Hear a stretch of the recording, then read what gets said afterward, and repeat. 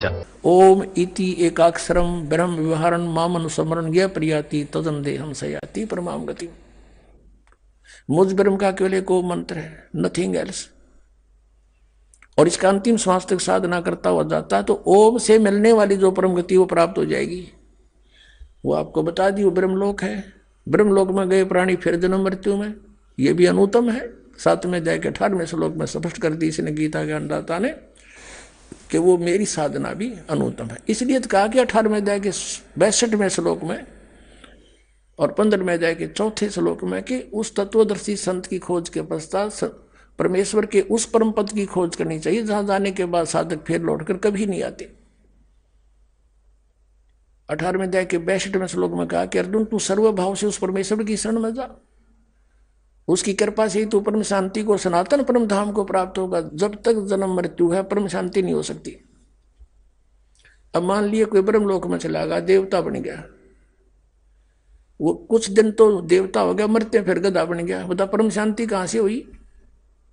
और शाश्वत स्थान कहां हुआ उसका? वो जो सदा बना रहे जिस स्थान पर, वो शाश्वत स्थान होता है। तो फिर वापस आ गया। अब गीता के पढ़ने वाले और पढ़ते हैं गीता, जपते हैं हरे राम राम राम कृष्ण कृष्ण हरे हरे, राधे राधे, बता सबके सिर घुमा रखे काल ने, बुद्धि उल्टी कर रखी फिट। अरे गीता जी पढ़ो, उसका तो अनादर कर रहे हो परमात्मा का, उसके साथ तो चीटिंग कर रहे हो। भगवान कहता है ओम के अतिरिक्त कोई नाम नहीं, और तुम करो राधे राधे और पढ़ो गीता। बता फूटे वाघ हमारे, ऐसे टीचर मिले हमें, सिलेबस कुछ कह रहा है, पढ़ा रहे हैं नावल। तो पुण्यात्माओं ईब तक तो हमारी इन्होंने गांठ बांध रखी थी, घसीट रखे थे बे, मतलब इन नकली गुरुओं ने। इब आप बुद्धिमान हो गए, आपको अक्षर ज्ञान इसलिए दिया परमात्मा ने कि मुझे पहचान सको ना। ये आग या शिक्षा एक अभिशाप है मानव के लिए, क्योंकि इसमें चतुराई गणी सीख ली और इस चतुराई से हम बेईमान बन गए, हाहाकार मचा रखी है, प्यार रहा नहीं। इतने चतुर बना दिए नो काग की तरह, बस पैसा पैसा ढूंढते फिरते हैं। बहन देखते ना, भाई देखते, रिश्तेदार देखते ना, कोई नाता देखते, असनाई देखते, और चैन नहीं किसी को, सोपन में भी चैन नहीं। इसे तो पहले जीवन जिया करते हमारे दादे परदादे, हमने देखे शांत रहते थे, जो मिल जाता उसमें खुश रहते थे। छोटी छोटी झोंपड़ी, पक्के कच्चे मकान, उसमें शांत रहते थे, कोई हाहड़ नहीं थी। अब किसी को चैन नहीं चाहिए, अरबपति खरबपति बना बैठा रहे। और फिर लास्ट में उसका एक भगत कह रहा था जी, ये देखे अरबपति खरबपति कई कई कोठी कार ले रहे, और आप पियो दाल घोल के, उनका जम होने बंद होगी, बीपी हाई हो गया, किसी का कुछ बढ़ गया है, और आप मेडिकल में रहे हैं। वह कोठी वो कार वो माया उसका के काम आई, वो कल मर जाएगा, बालक फूकेंगे उसको, और पाप सारे आप इकट्ठे कर ले गया। जो माया जोड़न में जीवन व्यर्थ कर दिया वो आनी उसको न्यारी होगी।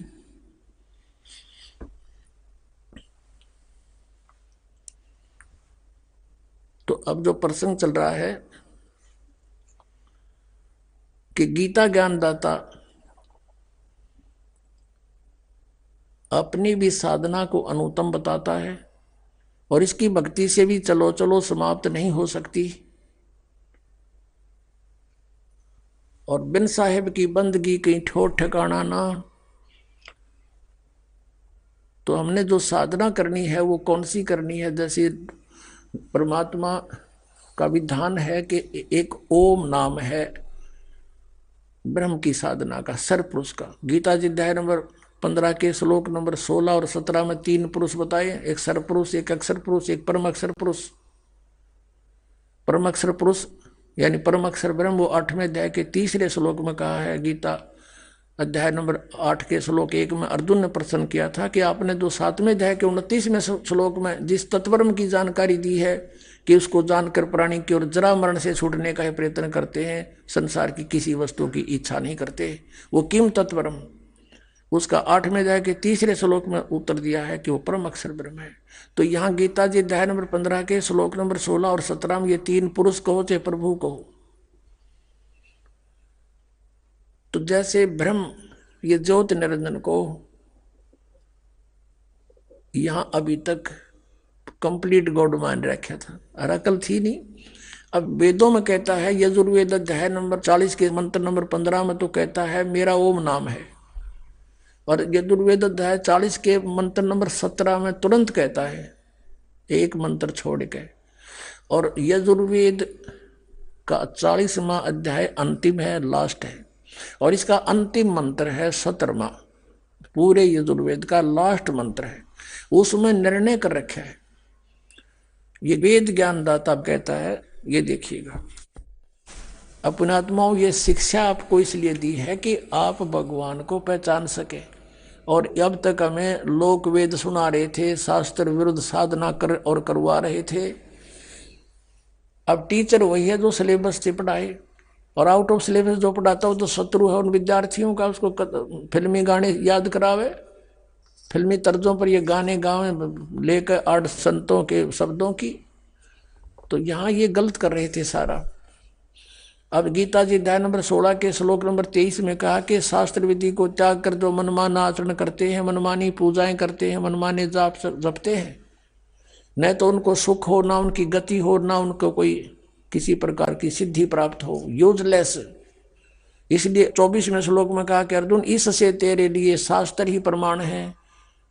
कर्तव्यों की व्यवस्था में करने योग्य कर्म है, भक्ति के न करने योग्य है, उनमें शास्त्रों में प्रमाण है, उसके अतिरिक्त कुछ मत मानना किसी की। अब हमने अपने सदग्रंथों को फिर से ढूंढना, अब आप देखना पड़ेगा। अब देखिएगा यजुर्वेद में प्रकाशक सार्वदेशी कार्य प्रतिनिधि सभा 2/5 महर्षि दान भवन रामलीला मैदान नई दिल्ली, और इसके अनुवाद करता है महर्षि दान सरस्वती। ये यहाँ से प्रिंस ऑफसेट प्रिंटर्स से पटौदी हाउस 1510 दरियागंज नई दिल्ली से छपा है।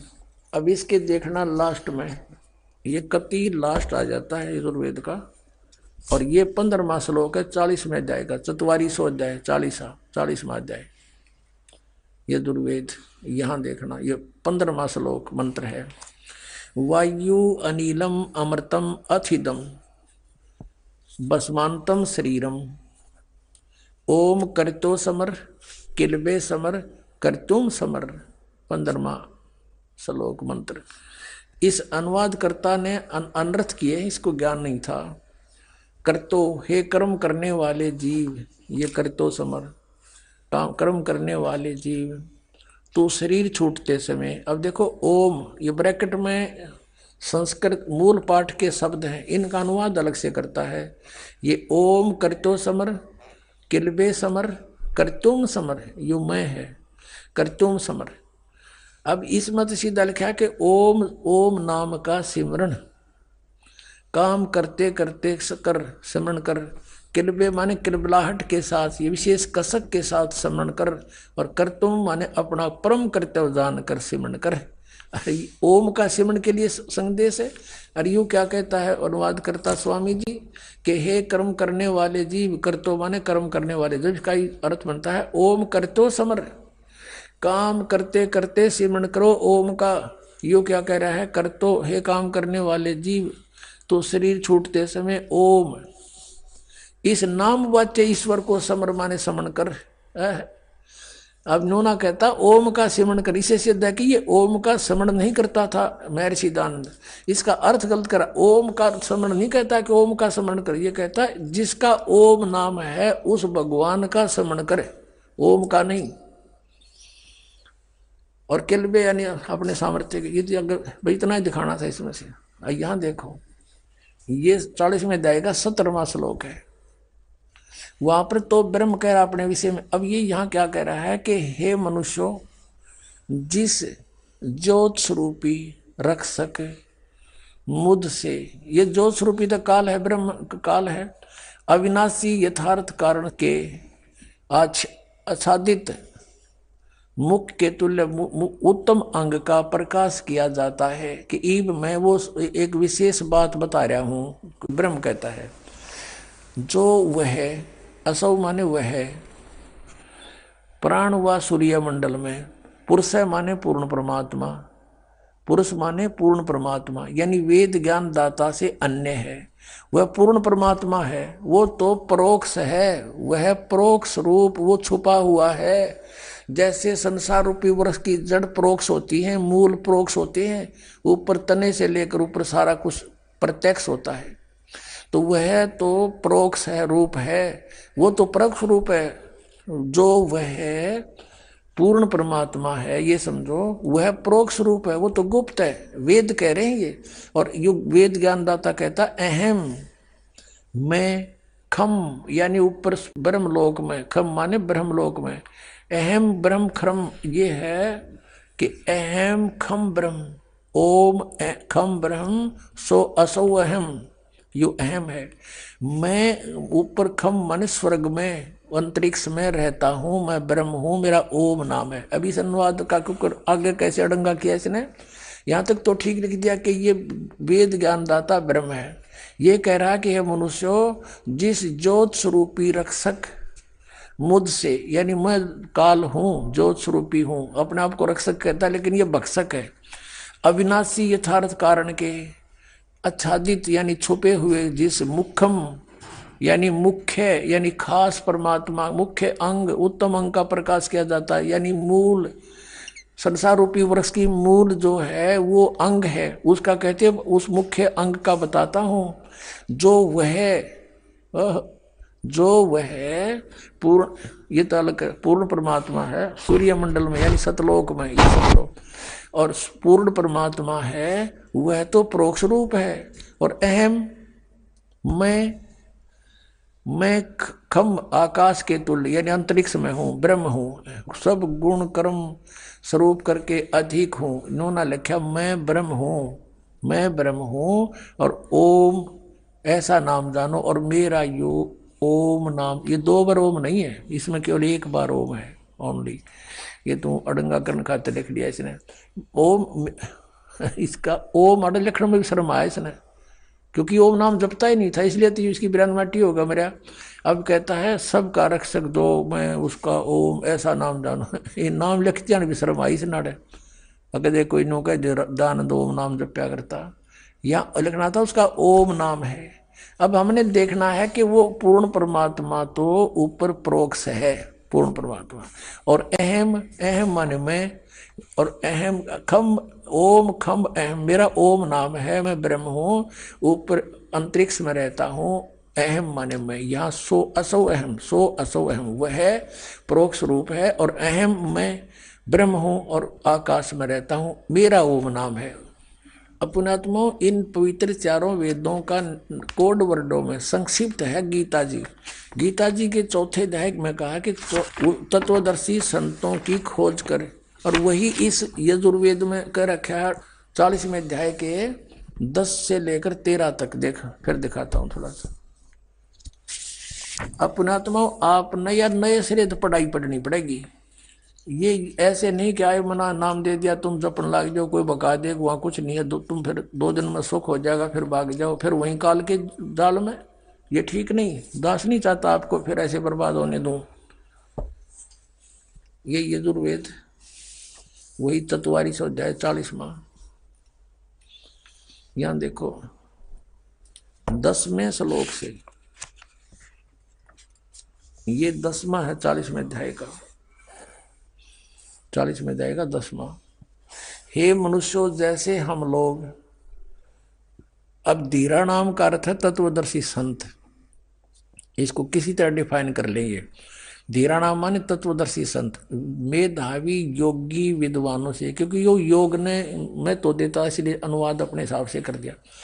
तत्वदर्शी संतों से जो वचन सुनते हैं, वेद ज्ञानदाता कहता है कि जो धीरा नाम तत्वदर्शी संतों से जो हम वचन सुनते हैं, जो वे लोग हमारे प्रति व्याख्यान पूर्वक कहते हैं, विस्तार से कहते हैं, वे लोग संयोग, देखो संभवात, असंभवात माने उत्पन्न नहीं होना, असंभवात उत्पन्न नहीं होना, संभवात माने उत्पन्न होना, सीधा सा अर्थ हम भी कर लेंगे, इसे बालक थोड़ी है। असंभवात माने उत्पन्न नहीं होना, और संभवात माने उत्पन्न होना, कार्य से और ही कार्य का फल, वा क्या होता अनुवाद में, वा शब्द क्या होता, कार्य का फल, कार्य वा फल, कोई बात है, वाह अर्थ नहीं होना चाहिए। आऊ माने कहते हैं उत्पन्न नहीं होने वाला कारण से अन्यत आहु कहते हैं, इस बात को तुम भी सुनो। अब ये इसका अर्थ है कि कोई तो कहता है भगवान असंभवात वो जन्म नहीं लेता, उत्पन्न नहीं होता। कोई कहता है वो संभवात माँ का जन्म लेकर उत्पन्न होता है। कहता है ये संशय भी धीराणाम संत जो बताते हैं उन तक सुनो। धीराणाम तत्वदर्शी संत जो वचन सुनाते हैं उनसे सुनो, वो बताओगे सही। कोई तो कहता भगवान जन्म नहीं लेता, कोई कहता है वो ना श्री कृष्ण रामचंद्र जी की तरह माँ का जन्म लेकर आता है, कोई कहता वो निराकार है कभी जन्म नहीं लेता। कहता ये संशय का समाधान भी तत्वदर्शी संत बताओगे, उनसे सुनो। तो इससे सिद्ध हो गया कि वेद ज्ञानदाता भी इनकम्प्लीट नॉलेज रखता है, इन वेदों में भी कंप्लीट नॉलेज नहीं है, पूरा आध्यात्मिक ज्ञान नहीं है। इससे सिद्ध है कि कोई इससे हटकर ज्ञान है। और जैसे कुरान शरीफ का ज्ञानदाता हजरत मोहम्मद को सूरत फुरकानी 25 मंत्र 52 से 59 में कहता है, हे पैगंबर ये काफिर लोग हैं, ये मेरी बात पर विश्वास नहीं करते जो ज्ञान मैं तुझे दे रहा हूं। ये कबीर नामक अल्लाह जो है ये सुप्रीम पावर है, और ये काफिर जो है अन्य देवताओं को पूजते हैं, यानी उसी मजहब दूसरे जिस मजहब में हजरत मोहम्मद का जन्म था उससे हटकर फिर उसने ज्ञान देना चाहा तो विरोध हो गया था। तो उसका जिसको कुरान शरीफ का ज्ञान दाता जो है उसको पूरा मुसलमान धर्म अपना अल्लाह मानता है, फाइनल गॉड, कंप्लीट गॉड। और वो क्या वचन बोल रहा है कुरान शरीफ सूरत फुरकानी 25 में आयत नंबर 52 से लेकर 59 में कहता है, हजरत मोहम्मद मैं जो तुझे कुरान शरीफ की दलील के माध्यम से बता रहा हूं इन पर विश्वास करना मेरे वचनों को, इन काफिरों की ना मानना तू। ये नो कहेंगे कबीर अल्लाह नहीं है और भगवान कोई नहीं है, तो उस कबीर अल्लाह पर विश्वास कर और मेरी बातों पर इनके साथ जिहाद कर, संघर्ष कर, लठ ना बजा। लठ नहीं बजाने के लिए कहा, अकेला उस समय हजरत मोहम्मद किसके साथ युद्ध कर सकता था? जिहाद का अर्थ झगड़ा करना नहीं, यानी संघर्ष कर। वो तेरी नहीं मानते तो उनकी मत मान। ये कबीर अल्लाह है, और ये कबीर अल्लाह वही है जिसने 6 दिन में सृष्टि रची, 7वां दिन तख्त पर जा बैठा। ये पाप नाश करने वाला है, ये सबका साथी है, सबके दुख दूर करने वाला है। और इसकी खबर किसी बाखबर से पूछो, बाखबर माने तत्वदर्शी संत से पूछो। इससे क्या कंसेप्ट क्लियर हो गया कि कुरान शरीफ का ज्ञान दाता भी इनकम्प्लीट स्पिरिचुअल नॉलेज रखता है, कंप्लीट नहीं है। वो किसी और अल्लाह की तरफ संकेत करता है, तो मुसलमानों का जो अल्लाह है वो भी कंप्लीट नहीं है। जैसे मुसलमान पहले हिंदुओं को जबरदस्ती इसलिए मुसलमान बना करते कि ये देवताओं को पूजते हैं और इन बेचारों का जीवन नष्ट हो रहा है, ये इनको कुछ नहीं दे सकते, और वो अपने गॉड ने फाइनल मान रहे थे और उनका कोई शौक नहीं था, उनको जबरदस्ती वो सोचे इनका कल्याण हो जाएगा। लेकिन आप वो सारे कर्म बदल दिए जो हजरत मोहम्मद जी ने नियम बनाए थे। हजरत मोहम्मद जी ने कभी मांस नहीं खाया और इस तरह कोई बिस्मिल नहीं किया। कहते नबी मोहम्मद नमस्कार है राम रसूल का आया, ये सच्चिदानंद घन ब्रह्म की वाणी में है कि इसे महापुरुष तो आदरणीय है, नमस्कार है उनको। नबी मोहम्मद नमस्कार है राम रसूल का आया, भगवान का वो पैगंबर कहलाया। और 1,80,000 को सौगंध जी नहीं कर चलाया। हजरत मोहम्मद जी के सीधे 1,80,000 अनुयायी बने थे, वो पूरे मर्यादा में रहते थे, उन्होंने कोई मांस नहीं खाया, ब्याज तक लेना भी मना कर दिया गया था। कहते हैं अरस कुरस पर अल तकत है खालिक बिन नहीं खाली, वह पैगंबर पाक पुरुष थे साहिब के अब्दाली। परमात्मा की नजरों से कोई जीव नहीं बचा है। अरस कुरस पर अल तकत है, अरस के कुरस पर यानी आसमान के अंतिम छोर पर सतपुरुष रहता है।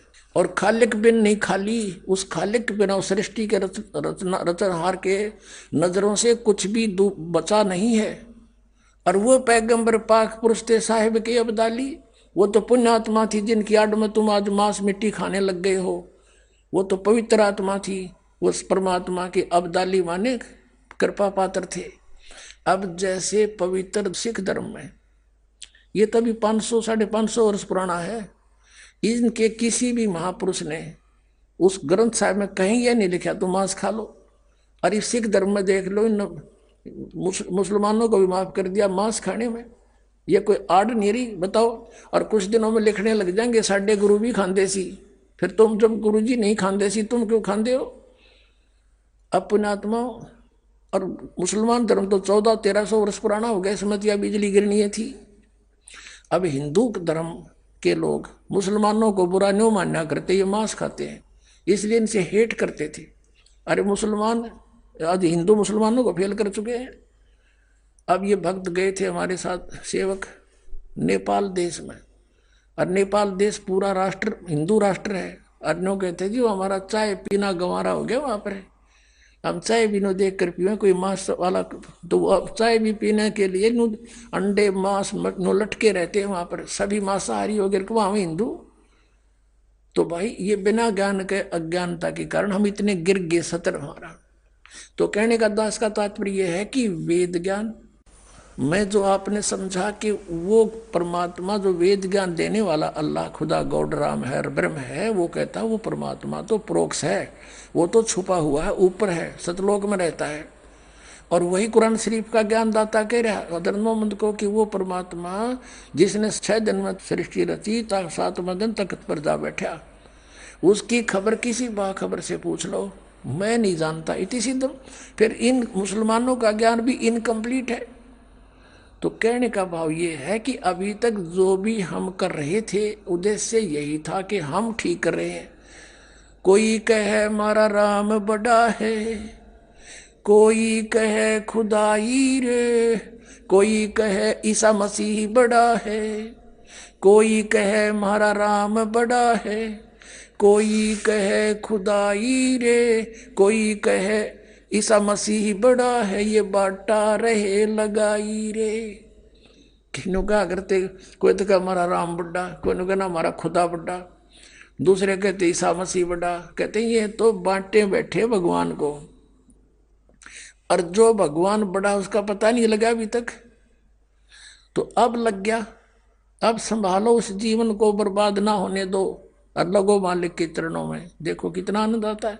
तो ये कंसेप्ट क्लियर हो गया कि वेद ज्ञान दाता कहता है कि वो उस पूर्ण परमात्मा की जानकारी तत्वदर्शी संत बताओगे, और वही कुरान शरीफ में है कि उस पूर्ण परमात्मा जो कबीर नामक अल्लाह है, जो जिसको ये बड़ा भगवान कहते हैं, उस बड़े भगवान की खबर कोई बाखबर बताओगा। तो फिर कुरान शरीफ में तो है नहीं वो ज्ञान, तो वेदों में भी नहीं है, गीता जी में भी नहीं है। चौथे अध्याय के 34वें श्लोक में कहा है कि जो ज्ञान परमात्मा ने, चौथे अध्याय के 32वें श्लोक में गीता जी में, और 34 में कहा है कि जो ज्ञान परमात्मा ने स्वयं आकर अपने मुख से बोला है, आपको वेदों में प्रमाण दिया है। ऋग्वेद मंडल नंबर 9 सूक्त नंबर 86 मंत्र 26-27 में, ऋग्वेद मंडल नंबर 9 सूक्त 82 मंत्र 1, 2, 3 में, ऋग्वेद मंडल नंबर 9 सूक्त 96 मंत्र 16 से लेकर 20 में, और भी अनेक स्थानों पर ऋग्वेद मंडल नंबर 9 सूक्त 1 मंत्र 8 और 9 में, ऋग्वेद मंडल नंबर 9 सूक्त 20 मंत्र 1 में, और भी अनेक स्थानों पर कहा है कि परमात्मा ऊपर सतलोक में रहता है, ऊपर तीसरे मुक्ति धाम में, वहां से सह शरीर चल कर आता है।